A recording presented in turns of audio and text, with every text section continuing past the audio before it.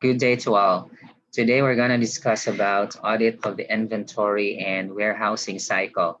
Basically, this particular chapter would discuss as to the auditing topics, lessons, and procedures in terms of acquisition of inventories, especially for the manufacturing cycle, and then how these goods normally would flow from or of the entity from the start of production up to the end of the production process wherein finished goods are obtained or resulting from such, and then as well as keeping of the goods in the warehouse or storing such in the warehouse.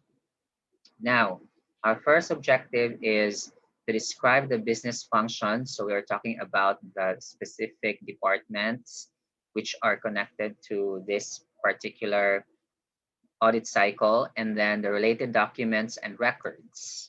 So we can notice in these particular groups of T accounts that there are actually accounts or account titles which are affected in audit and inventory or audit of the inventory and warehousing cycle. So we have here the raw materials which represent the or represents the raw materials as well as the costs being used in the production process.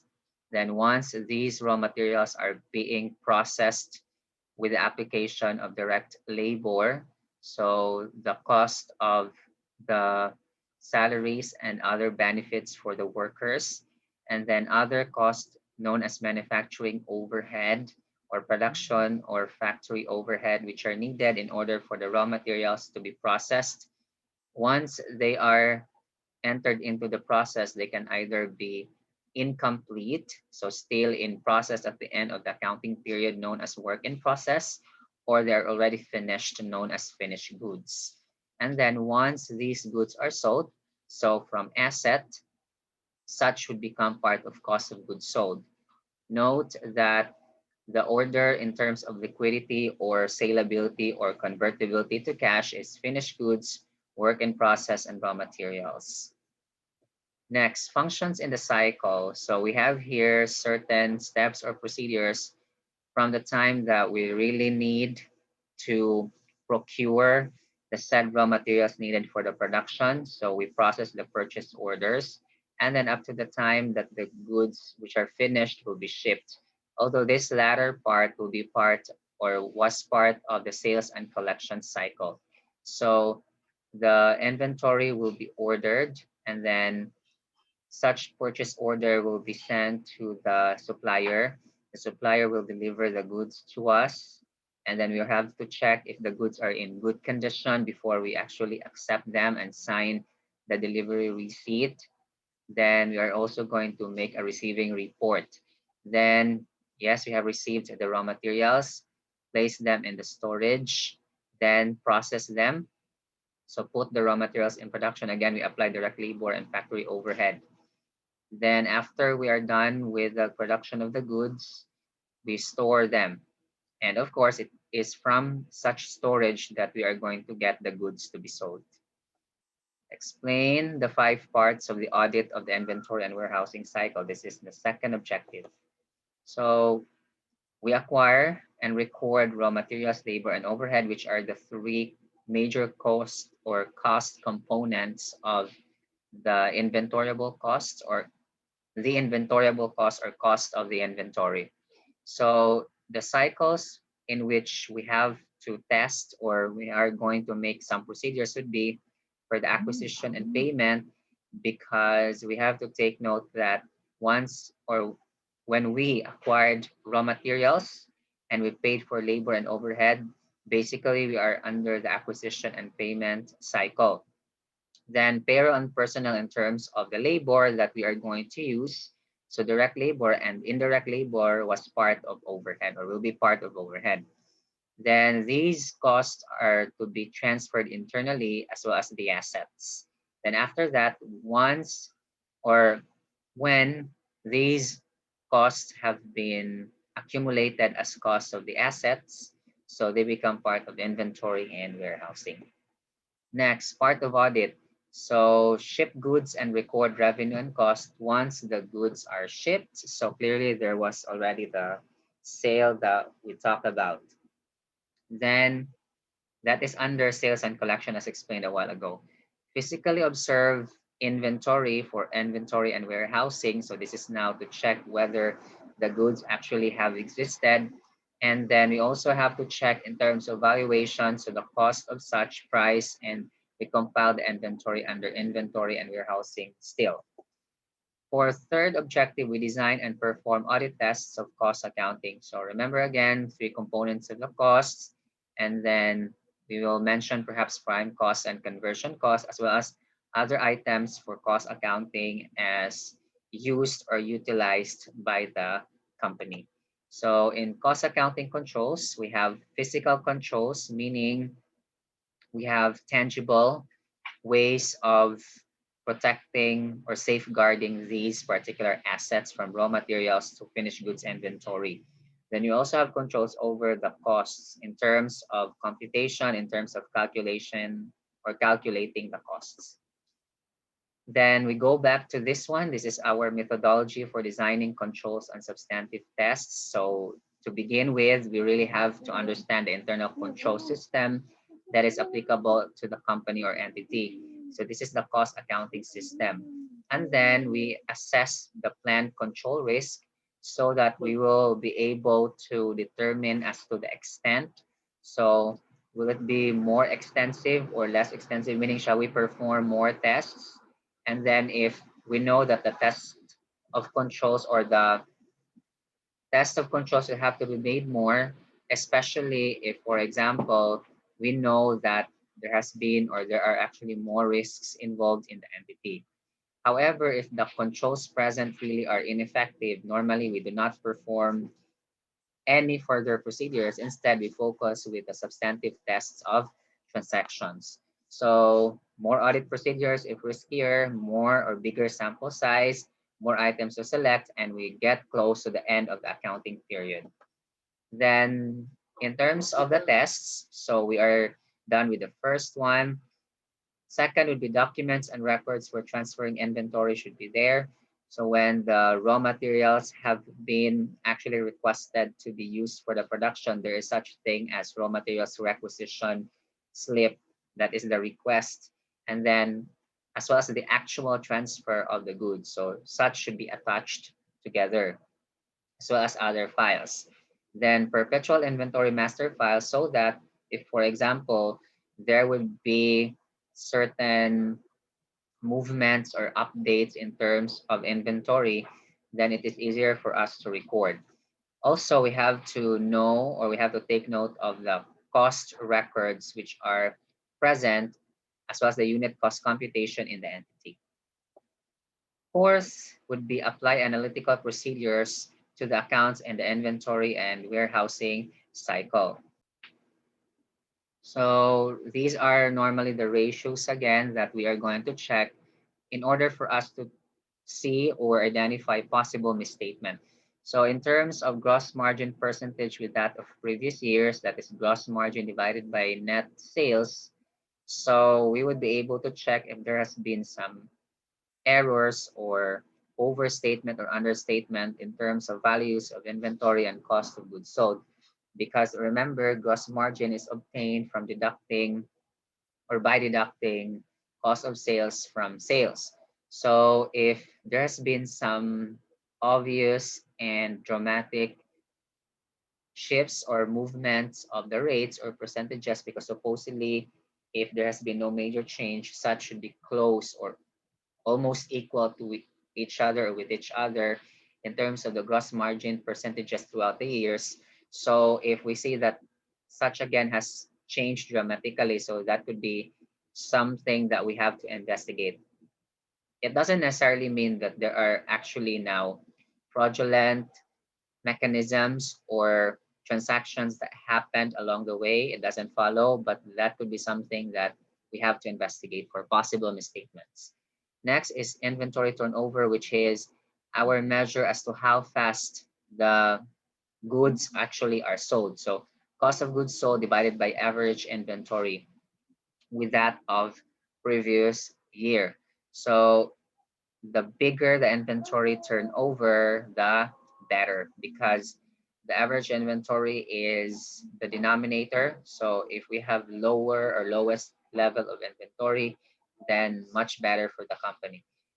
In that case, if we compare with the experience of the company as well as the industry, we will be able to check if there has been obsolete inventory as well as overstatement or understatement of such. So inventory that is no longer saleable and such should be written off. Then what about unit costs with those of previous years? There could be possible misstatement in terms of the unit cost. And unit cost, by the way, will be used in computation of inventory and cost of goods sold. What about extended inventory value, meaning the ending inventory of previous year, which is now the beginning inventory of the current year? So there could be some misstatements in terms of compilation. So in terms of checking what these units of inventories are and as well as the unit cost multiplied to be able to get the total. Or extensions, meaning the amount copied was actually not correct. So this is also one thing that we have to check. Then what about the current year manufacturing costs, raw materials or direct materials used, direct labor and factory overhead? Then variable costs should be adjusted for changes in volume, because if there are certain changes, whether increases or decreases on the number of units produced, then supposedly the variable cost would also increase or decrease respectively. And this would result to possible misstatement for the unit cost of inventory, especially direct labor, manufacturing overhead, and that could have impact on inventory and cost of goods sold. Okay, next. What about we design and perform physical observation audit tests for inventory? In this particular case, remember the requirement is that at least once a year, there is really a physical count that is to be conducted, and that is under IAS 2. As auditors, our responsibilities would be that we should be present at the time the client counts inventory. So we should be the representative in behalf of the auditing firm. And we should be there in order to observe whether the procedures are reliable. And then we may ask some questions or make inquiries if ever we are not able to really understand as to the procedures or just to confirm if the procedures are correct. Then also we do our tests independently from the client's way or means of doing such, because it's possible that there could be some manipulation along the way. So we really have to check the veracity or authenticity of such count. Then the controls over physical count should also be checked. There has been proper instructions, responsible personnel is supervising the said count. Then there is also a system that is done internally and independent in terms of the counts. Then in terms of physical versus records, there should be independent reconciliations, and then adequate control over count sheets or tags. So when somebody counts the inventories physically, then there is a system, a control that is in place to be reliable. In deciding as to the procedures, then we have to check whether we're going to do this close to the end of the accounting period, which is very true for inventories, because inventories are very movable items or moving items. Then the sample size also has to be checked in terms of more risks. So more procedures have to be performed. And then in terms of the items, we have also to check. So how do we do the sampling? Then in terms of testing, so we really have to observe the said physical count. The most important part of the observation of inventory is determining whether the physical count is being taken in accordance with the client's instructions. So if ever there are instructions which are really reliable and effective and efficient in the company, are they actually followed by whoever is in charge of the count? So such also should be obtained in terms of audit. So as auditors, we have to check such. Then these are now our balance related audit objectives or the management assertions or presentations that we have to check. In terms of existence, so are those inventories actually that are existing or that have existed are actually recorded, right? So for such, that would be completeness. And then for existence, are those inventory items that are existing have been recorded. I repeat, completeness. For existence, we have to ask the following question. Are those items that are actually recorded existing or have existed? So that's why for completeness, we look into the source documents first because we have to check if those items that actually are in the source documents with the given documentation, given source documents actually are recorded. So we are more into the items as completely recorded. So we are checking for possible understatement. On another hand, if we look into existence, we look at the records and we ask ourselves, are those in the records actually existing or have existed? So that is inventory as recorded on tags exist.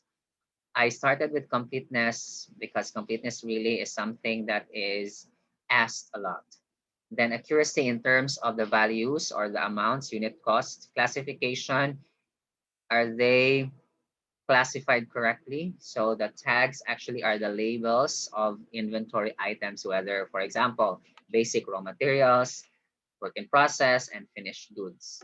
Then cut off, are they recorded in the proper period? Because it's really possible that inventory items would be recorded not in the correct periods for cases of window dressing in order to improve creatively, I would say that for the values of the statement of financial position and the performance. Then realizable value also should be checked. So it's really possible that they're really obsolete and it's usable inventory items already. Then remember these items, if obsolete, unusable, unsaleable, not fit anymore to be sold, should be written off or should be removed from our available goods for sale. So in other words, such should be removed from our record. So this would have impact on the net realizable value. So lower of cost or NRV would be our costing in the statement of financial position. So that would be our presentation also in terms of the value found on the statement of financial position. All right, so rights. The client has rights to inventory recorded on tags because these are assets. Assets would tantamount to rights to enjoy the economic benefits. By the way, also for realizable value, we have to take note that if for accounts receivable, that is the amount or value of accounts receivable less allowance for doubtful accounts. For inventories, that would be the cost of inventory less allowance for inventory write down. So that's how it is for computations. Then sixth objective, in terms of pricing and compilation, we have to design and perform audit tests as well. Here are our procedures. So pricing and compilation procedures in terms of the amount and then how do we group or accumulate such together. Controls also are the systems and procedures. So from purchased inventory to become manufactured inventory, one such have been subjected to the production process as well as the valuation of inventory. Then seventh, integrate the various parts of the audit of the inventory and warehousing cycle. With the parts that we have discussed, if not entirely a while ago, we now combine them as a whole. So the interrelationship of various audit tests. Tests of acquisition and payment cycle from raw materials. So we acquire the raw materials and then such should be processed. If unfinished, work in process. If finished, finished goods. So we have to test the acquisition and payment cycle of the raw materials. Again, we pay such later on if on account, meaning we acquire the raw materials on account and we pay later on the corresponding liability. And then In terms also of expenses or the costs of such. So for example, would be the labor and the overhead. So indirect labor would be part of the overhead, factory overhead or manufacturing overhead. So that would also involve payment. And then these costs have to be accumulated to become costs for the work in process up to the finished goods. So take note that along the way, raw materials or direct materials should be used. Then for payroll and personal cycle, I've mentioned a while ago that such should be part of the cost of work in process. Direct labor, that's one specific item for manufacturing costs, but indirect labor would be part, again, of factory or manufacturing or production overhead.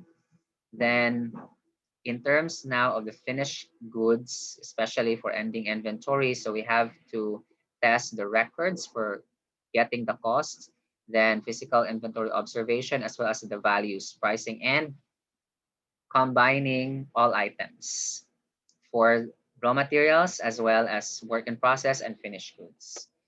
Then once finished, the goods, of course, as manufactured, so work in process and then finished goods. So these are the costs of completing the said production. And once the goods are sold or actually sold and delivered to buyers, so from assets, such would go to cost items of our income statement or statement of comprehensive income, specifically on the profit and loss section. So this is for the test of sales and collection cycle. All right. So thank you very much for listening. This is quite a short chapter. God bless us all. See you in the next topic.